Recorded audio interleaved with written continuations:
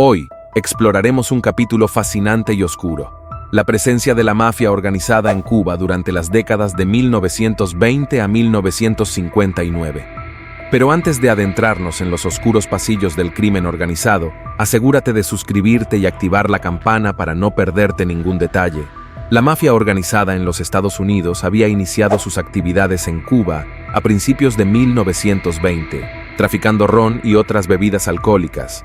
Pero la creación de un imperio criminal como tal comenzó a finales de 1933, cuando los primeros arreglos fueron hechos entre el recién ascendido coronel Batista y el financista de la mafia, Meyer Lansky, por orden directa del gran Charles Lucky Luciano.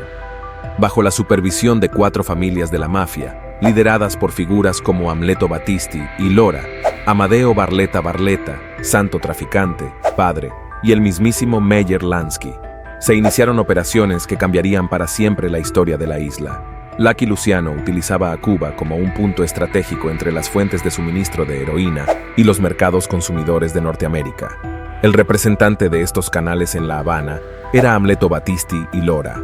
En los años 30, Battisti era visto acompañando al presidente de la República, presentándose como un respetado hombre de negocios en la industria y las finanzas, incluso obteniendo inmunidad parlamentaria por el Partido Liberal, a pesar de sus actividades mafiosas ya conocidas.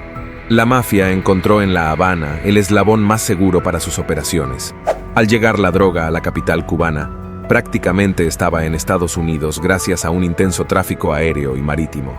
Se utilizaron no solo aeropuertos militares, sino también pistas aéreas privadas de las élites político-militares batistianas, auténticas, que adquirían numerosas fincas en las provincias occidentales. Es fundamental destacar que la mafia estadounidense fue la responsable de introducir la era de la cocaína en Cuba, 3 décadas antes de que esta droga se popularizara en Estados Unidos. Mientras la heroína dominaba el consumo en Norteamérica, la entrada de cocaína sudamericana representaba un desafío abierto de las familias mafiosas de La Habana a los intereses de Lucky Luciano en Estados Unidos. En el turbulento final de 1946, la residencia del expresidente Batista se convertía en el escenario de reuniones trascendentales. Grau, con sus aspiraciones de reelección, mantenía un pulso político, mientras los estratos más desfavorecidos soportaban los estragos de la desocupación, la corrupción y los excesos de la democracia auténtica.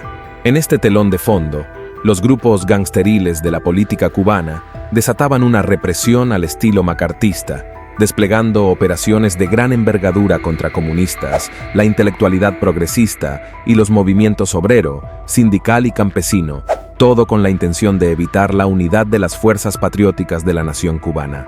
Tras este maquinado proyecto, diseñado para confrontar, dividir y erradicar la influencia revolucionaria, se ocultaba la sombra de la mafia y el intrincado aparato de inteligencia de Estados Unidos.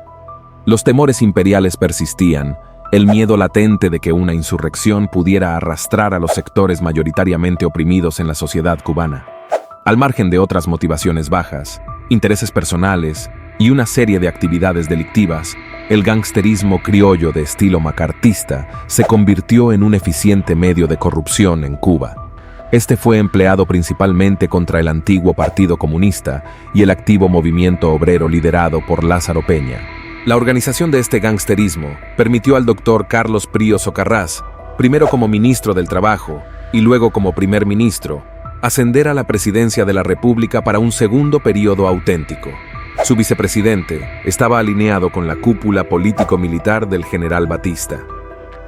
En un informe entregado al Tribunal de Cuentas, Fidel Castro acusó al presidente Prío de sus estrechos lazos con el gangsterismo. Prío no es ajeno a tratar con pandillas. Lo acompañaron celosamente durante toda su campaña política y llegó al poder cargado de compromisos. En 1951, las fuerzas políticas en Cuba estaban entrelazadas con la mafia, formando un tejido complejo de corrupción y crimen organizado. Las operaciones ilícitas se entrelazaron con la creación de empresas de fachada y el lavado de dinero a través de bancos como el Banco Atlántico, operado por Amadeo Barletta Barletta.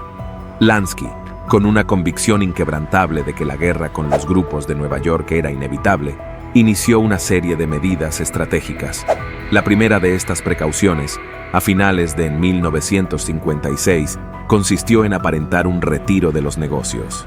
En su lugar, ideó un sindicato mafioso convencional que quedó bajo la dirección de Santo Traficante Jr.